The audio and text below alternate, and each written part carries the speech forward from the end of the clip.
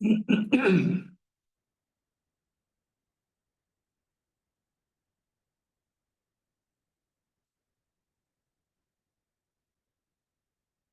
it over to you. So are we still on questions on 844? I know I think there was an objection at some point about sort of open-ended questions and Testimony. rambling answers. But is there still other questions regarding the? Hold on a second, Mr. Hess.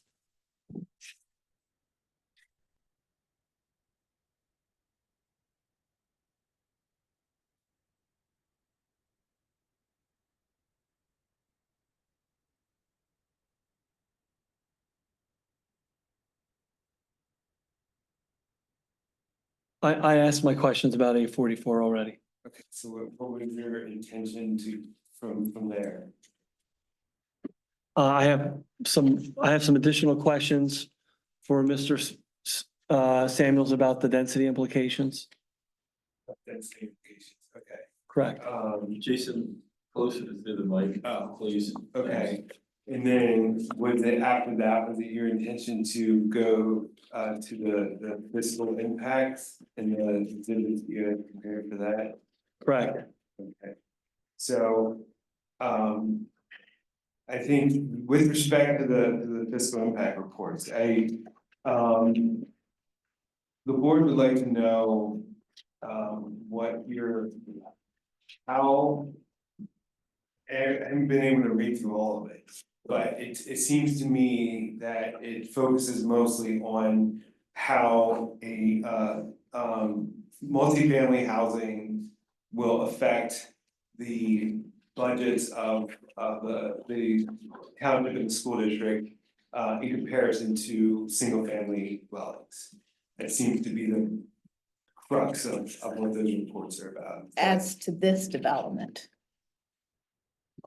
Not developments generally. Okay, so it's focused on the difference between the impact to the. Well, no, I would disagree with that. It uses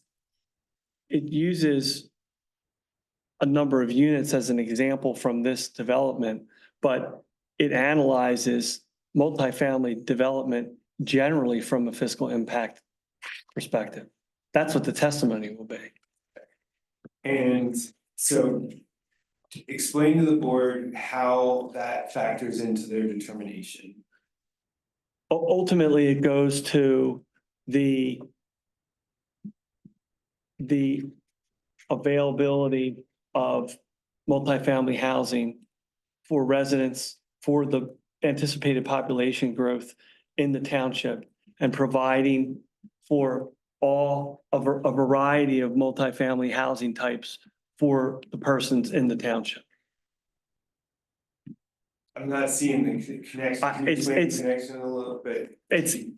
I would submit it's hard to explain without the testimony explains it, but I mean, I don't want to give the testimony. So I think that in the board, it did explain that they generally are hesitant to completely preclude exhibits that have been prepared.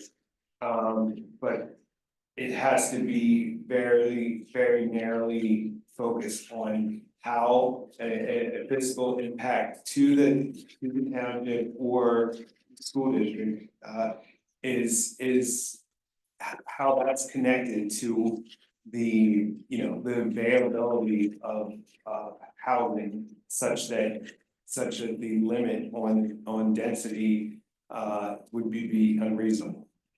And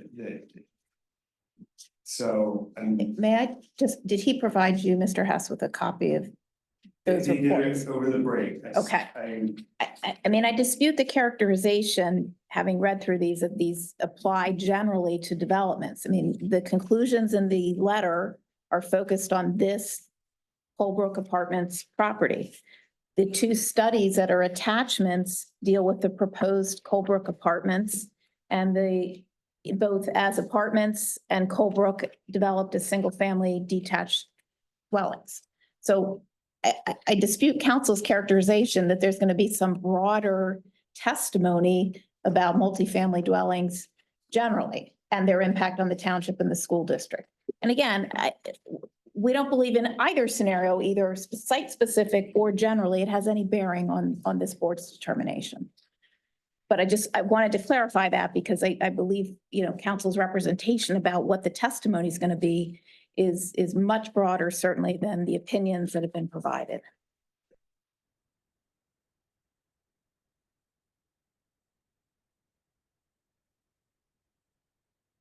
Mr. Naylor, you May I have a moment?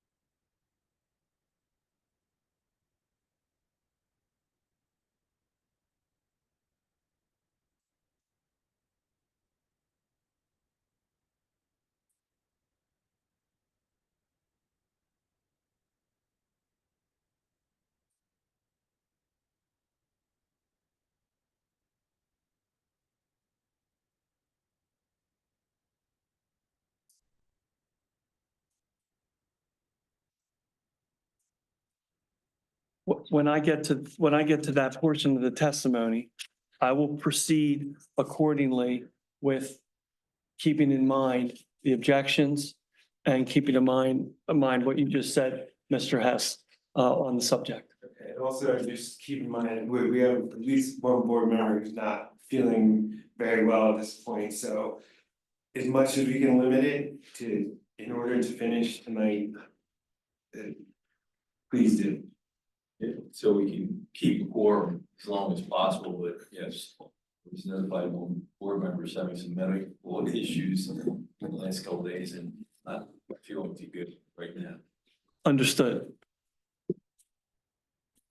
And if that leads to having to stop the hearing at some point in time, obviously I don't have an objection to that if somebody's ill.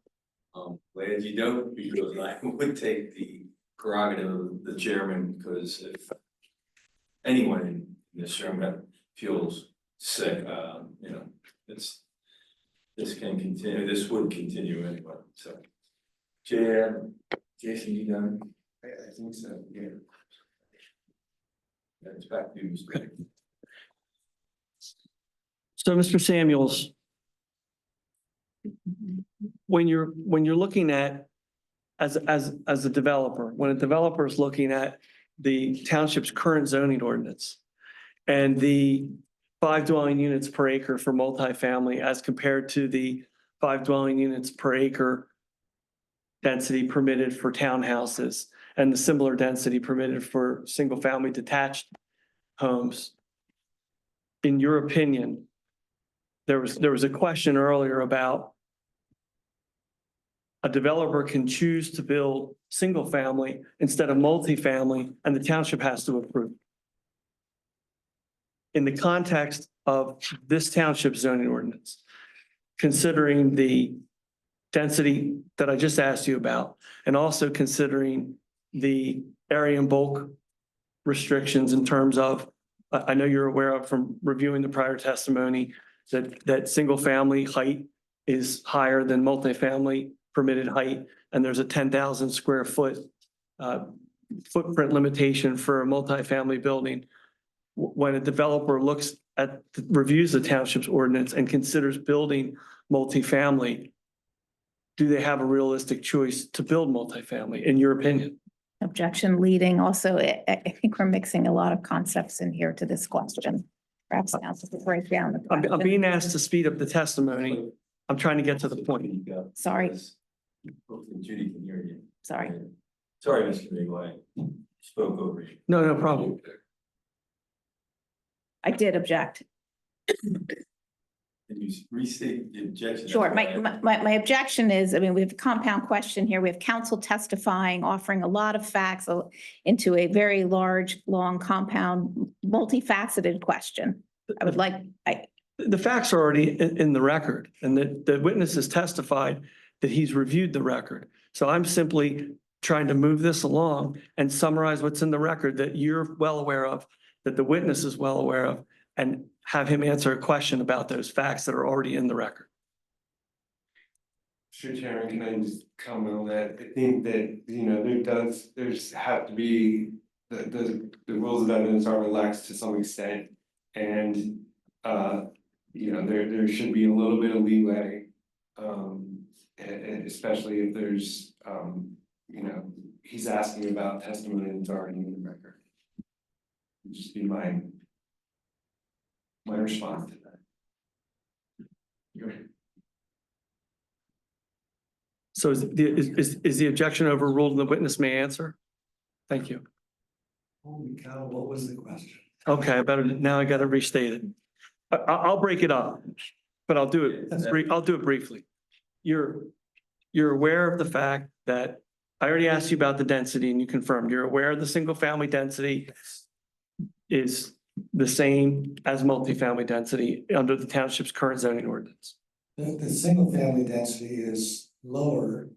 It's 4 units to the acre for single family detached, and it's 5 units per acre for multifamily dwellings. And isn't it also 5 dwelling units per acre for single family attached? Single family, yeah, but they call it semi-detached duplex units. Yes. That's 5 dwelling units per acre, 4 correct? units per acre. And For a townhouse, it's 5 units. that's my question. Townhouses is 5 dwelling units per acre, correct? Right. And multifamily is 5 dwelling units per acre, correct? Yes, So those two are the same. yes, And you're aware that the township zoning ordinance has a restriction on the footprint of a multifamily building of 10,000 square feet. right, And you're also aware that the township zoning ordinance has a restriction on the height of a multifamily building such that the required height for that is lower than that of a single family development. that's what I understand the testimony, yes. Given all of those factors, and you earlier, there was a question about a developer can choose to build single family and not multifamily, and the township has to approve that, correct? Correct, And you would agree with that? correct.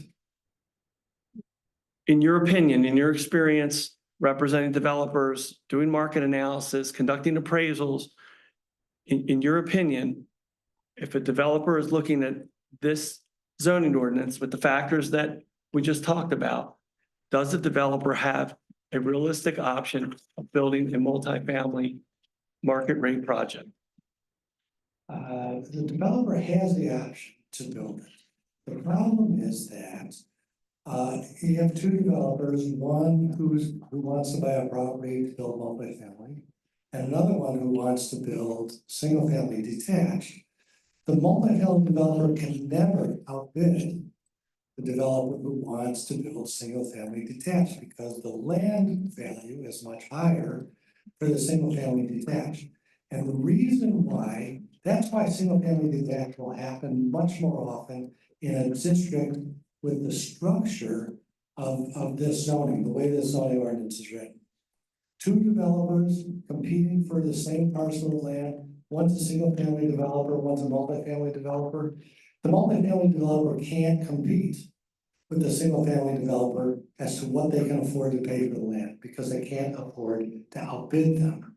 As a result, effectively the township having the densities so similar, it will effectively zone multifamily out of existence, except in special instances. The density has to be much greater. And in the following page of my report, I indicate what those densities have to be in order for multifamily developers to be able to compete with single family developers for the same market. You said, and is that opinion drawn to a reasonable degree of professional certainty?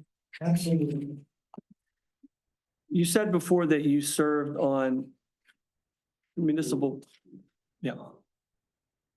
Mr. Samuels, what you just said about the value of the property, Yes, sir. is that referenced in your charts on page 15? It is, yes. That's correct. Multifamily land is worth about $20,000 per unit. Townhouse land is about $40,000 per unit. Single family detached is about $50,000 per unit. When you have zoning that has densities that are so similar, so what happens is the multifamily land is worth at $20,000 per unit, 5 units to the acre, it's worth $100,000 an acre. But the townhouse developer and the single family detached developer, the land is worth $200,000 an acre. So what will happen in this competitive environment is that the multifamily developer will drop out of the bidding process because they can't compete. And so it'll come down to townhouse developers and single family detached developers. And that's why you see people making the choice to build single family rather than multifamily, because they can.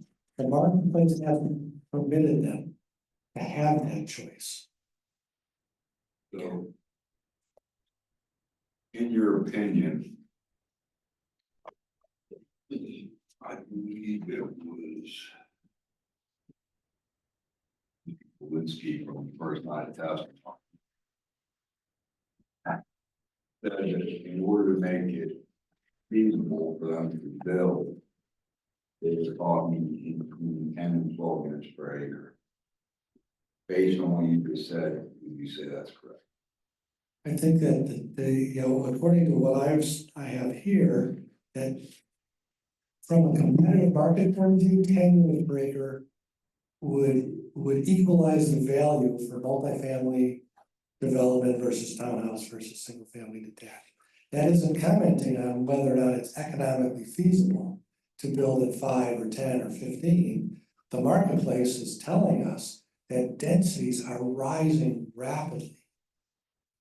They stayed pretty consistent for many, many years, but the marketplace, the people who are living in apartments are showing a proclivity to want to live in more dense developments. And that's what's being built. The marketplace has reacted to that. Thank you. And based on your testimony so far tonight, in your professional opinion, will there be new multifamily development, meaningful multifamily development to accommodate new persons, population growth, people who want to live in apartments of different varieties in East Hempfield Township available? No, there'll be minor infill development on tracks, and there will be leftover parcels in bigger planned unit and mixed use developments. You said before that you served on a municipal planning commission in Chester County, correct? Yes, In that capacity, among any other capacity in the roles that you serve in your profession, are you familiar with the process by which a municipality adopts a new zoning ordinance? yes, Prior to the adoption, does the draft municipal zoning ordinance have to be sent to the county planning commission for review? yes.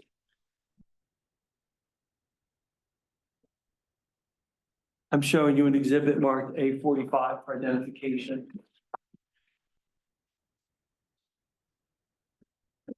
Can you identify that?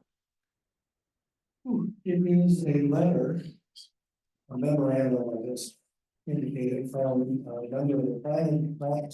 I'm going to object to any testimony from this witness about this particular document. This is a document from the Lancaster County Planning Commission. It is not his own document. He's also not been qualified as an expert in land use planning. So I think it goes beyond the scope of his qualifications. It's not his document. He's not qualified to provide testimony. To the extent he's got information within his report that's quoted, that's fine, to the extent it goes to support his opinions, but providing testimony from this document would not be appropriate. Yeah, this is a public record. It's a review issued by the Lancaster County Planning Commission. It's got information in it about density to which this witness has testified, And that's the subject, the only subject within the letter that the witness will testify about. But you're asking him questions about his experience serving on a planning commission in another municipality in another county. That was only So- to lay the Well, foundation. but you haven't qualified, is he here as a fact witness to testify about this letter? That's not appropriate either. He's here under a certain qualification as an expert, and he should stay within his lane on that. Yeah, I think that if there's something within this letter that would have any impact on an opinion that he's gonna make, that, you know. He should, I don't know what his question yet, or what he's gonna be referring to, but I mean, if there's something in this letter that has some bearing on it and an opinion that he's. That's fine, but he's laid the foundation based on his prior experience as a planning commission member, so. That was I don't only see- foundation to establish that he's aware how a zoning ordinance is adopted and that there's a review by the county planning commission under Pennsylvania law. To the extent there are portions of this quoted in his report that's been offered to this board, those are fair, but within a limited purpose. I mean, I think he's already quoted extensively, like most of his reports. It's a lot of quotes and not a lot of original opinion. So to the extent that's quoted in here and it needs to be referred to, that's fair, but introducing the entire letter through this witness, again, I don't think is appropriate. I happen to agree, but for a different reason. I have problems with the letter itself, although it was sent 14, where Lancaster County Planning Commission. My reading of this is saying that the township should not address or adopt the ordinance because due to its inconsistency with the county and regional planning goals. It doesn't have to be consistent. That's on the first, on the recommendation. I mean, 303C is very precise and direct, that it says it's generally consistent. Nowhere does it say about inconsistencies. And so I know Mr. Kimball is not here. I don't know if they had any response on this, except that they adopted the ordinance. But again, excuse me. Mr. Samuels understands how ordinances and plans are reviewed by the county. But when the county makes recommendations and uses language that is totally, I don't want to use their language, inconsistent with the law. I'm not sure where this is relevant. The MPC does not talk about inconsistencies. They talk about being generally consistent. Well, I would submit that if it's inconsistent, then it is generally inconsistent. Whether it's inconsistent or not, I'm sorry, if it's inconsistent, it can't be consistent. this is true, but nowhere does the ordinance have to be consistent. 303C is very specific. It says generally consistent. The planners of this state have tried to get that section changed for years, and it has not been changed. And I know that the language in that section very specifically, because I wrote it. And I get really upset, and I have over the years, when people come around and start saying it has to be consistent. The county plan is the controlling document, and nowhere does it say that. And I'm not saying you're saying that, but what I'm saying is that when the county uses terms that are generally inconsistent and those kind of things, it really just upsets me. I understand, Mr. Hall. I'm not offering the letter for that purpose. I'm offering the letter for the limited purpose of the fact that the County Planning Commission made a conclusion that the densities in the township's 1994 zoning ordinance were not, 2014 zoning ordinance were not, were not adequate. That's the only purpose I'm offering this letter for. I'm not offering it to establish the issues that you're raising. Can I go one step further? You're offering that it's not adequate in the opinion of, excuse me, the planner from the Lancaster County Planning Commission. And we don't have any, I don't think you have it as an exhibit, potential response from the township, except that they did adopt their comp plan and ordinance. And Mr. Chairman, Agreed. there's an objection on the table, so Yes, I know. is there anything that this witness is able to testify to within the areas of his expertise that, about anything stated in this letter? Because I mean, I agree, it's an official document that's public record. I don't think it necessarily matters if he wrote it. He can make an opinion about something that's in there if it's within his area of expertise. And also I'll state if it's relevant to the matter before this board. Don't think this letter is relevant to you. Well, I think, you know, I think that ultimately is an issue here. I don't know that it is relevant to the inquiry before this board as to whether the zoning ordinance is exclusionary. I don't think comments from the Lancaster County Planning Commission on consistency or inconsistency has any bearing on your determination as to the practical impact of the zoning provisions. I don't think it's practical for the state of Pennsylvania to duplicate everything that they do. Why should we have to submit, why should the township have to submit anything to the county as far as I'm concerned? But going back to my other opinion is, Mr. Samuels has already been verified that he served on a planning commission. So he does understand how things work at the local and county level.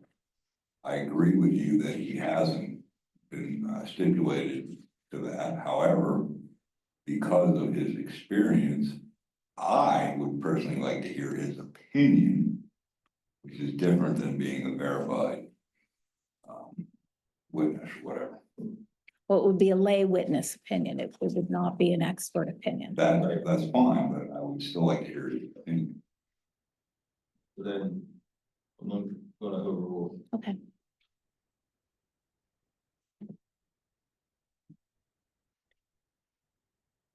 You may want to add any question.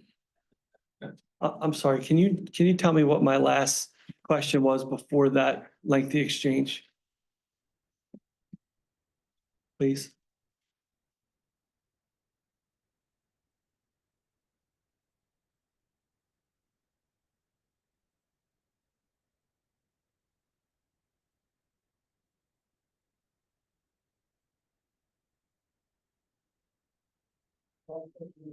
I'm showing you the exhibit marked 845 for identification, and you identify that.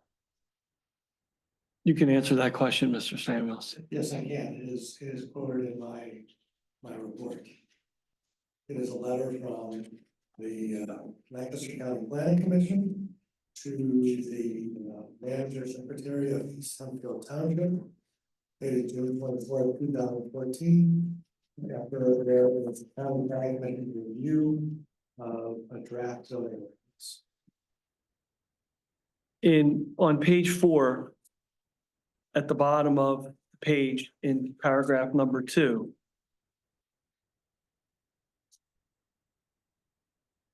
Can you read what it says about density? Additionally, starting there. Additionally, the maximum allowable densities in all of the residential zoning districts will likely not result in the average densities targeted by the Lancaster County Comprehensive Plan, which are 7.5 net dwelling units per acre within urban growth areas. Read on, please, to the next page. In I'm sorry, language- what page are you on? 4 on the 5. He started on the bottom of 4, and now he's on the top of Okay, 5. thank you. in light of shifting economic realities, demographics, and population preferences, all of which indicate increasing demand for more multifamily and rental housing, the township might consider expanding the medium residential zoning district where a variety of housing types are permitted. Developers will be better able to respond to housing market demand as it changes. As the remaining properties zoned agricultural holding are proposed for rezoning and eventual development, the township should consider accepting only rezoning proposals that provide opportunities for a mix of housing types and higher residential density. Is that statement by the Lancaster County Planning Commission consistent with your opinion about the need for additional density to allow for and provide for multifamily development in East Hempfield Township? It's consistent with my conclusions that absent an increase in the density of multifamily housing within those residential districts that also permit single-family detached residences, then it's absolutely essential that those densities be increased so that developers of multifamily housing can compete for land with single-family developers and therefore engage in the development of multifamily housing. Otherwise, multifamily housing will not be developed. I have 42 and 43 please.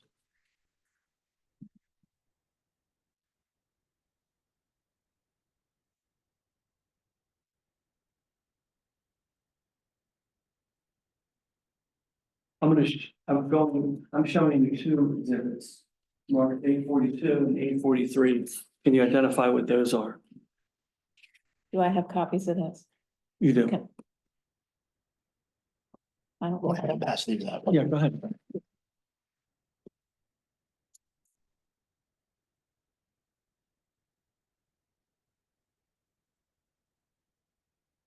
Yes, these are physical impact studies that we conducted for the Colebrook land area, 27 acres.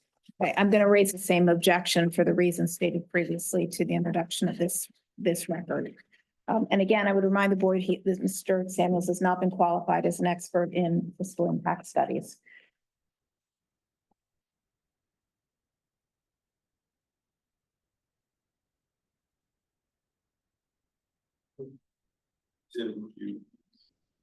I'm sorry. 42 and 43. Sort of agree, yeah. In the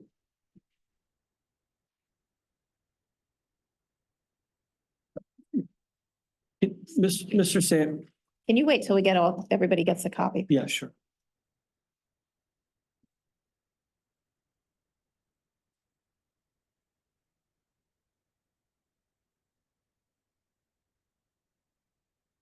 Would you be able to articulate for the board the fiscal impacts, the comparison of fiscal impacts of multifamily development versus single-family development generally? Yes. Objection. He's not qualified to provide that testimony, to provide that opinion. It's also not relevant to the issue before this board. Well, I think we've argued about this and you've made your objection. Fine, and And- I'm going to continue to make my objection. I understand the board's position and certainly understand that you want to proceed. But Yeah, I think that the board understands your objection. If there's any factual testimony from this witness that will be relevant to the determination that they have to make, I think we should stick to that. And I've asked the witness about, in light of the objection and out of deference to the board's position, I've asked the witness about fiscal impact of apartment developments versus single-family developments generally, so I calls can. for an opinion. That calls for an opinion, and he's not qualified to render that opinion because he's not been accepted as an expert. Opinion as a layperson. Well, I don't think he's laid a foundation to do that. My opinion is you don't have to be an expert if you're if you're an expert in market analyst and you're a real estate appraiser, you are able to conduct fiscal impact studies. You offered him as an expert in fiscal impact, and that request was denied by the board. So So you are extremely limited in your ability to proceed with any testimony. I would agree with the Mr. Hess that factual testimony is fine, but any opinions about fiscal impact as it relates to multifamily dwellings generally is not permissible. I think, Ms. Piper, I think so far the questions were whether he had, I don't think he's been asked for an opinion yet, so. Well, I understand that question has not been asked that way, but certainly he's been asked a very open-ended question. Generally speaking, it's not fact specific, which it calls for an opinion to be given by this witness. I would suggest to the chairman that we, the board's able to make a decision of whether the questions are relevant, whether they're calling for an expert opinion or not, and we suggest you can proceed with questions. I mean, it's the board's determination, but. We already ruled that he's not an expert in that category.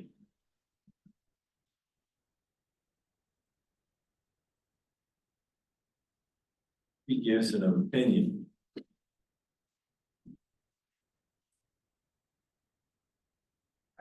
Then that opinion would be, basically a layperson's opinion based on what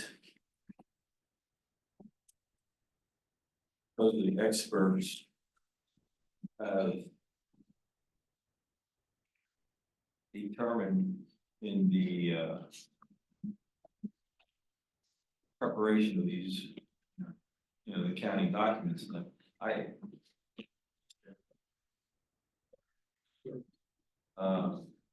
And I really would, I want to sustain the objection, and I really would ask Mr. Nago's counsel, you keep the questions very specific to what the witness has been, that the board has designated that he is an expert in those areas. And anything else is just, his opinion. But in the scheme of things, that kind of gets lost when at one time he is an expert and the next time he is not. And as a neighborhood, I'm getting more, and I'm not speaking for the other two board members here, but I'm getting more confused of one we're expert, one we're not. Understood. I'm going to withdraw the last two exhibits. I'm going to conclude with this witness. And if I'm going to offer an expert on fiscal impact and provide the relevance of that, I'll provide it to you ahead of time at a future hearing. And I'll reserve the right to recall Mr. Samuels if need be. That's fine.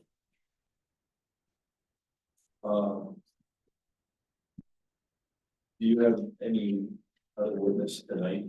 I have no other witness tonight, and I have no further questions for Mr. Samuels. Then I'm going to allow